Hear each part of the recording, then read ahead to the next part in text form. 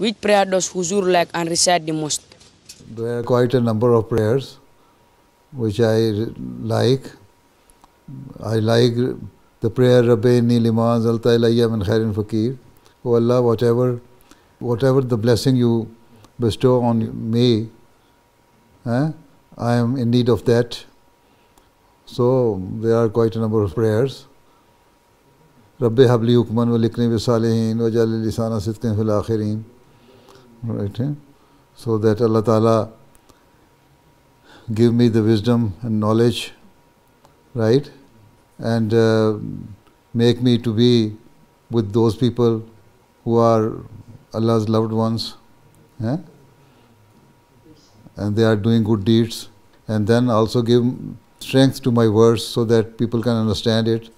So there are so many prayers, so which I like and recite, and Durood Sharif and Istighfar as well.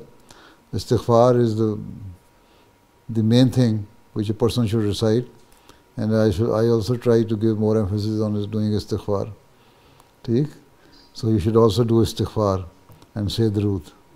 So Allah Ta'ala will save you because of this from the sins, any bad thing which comes into your mind.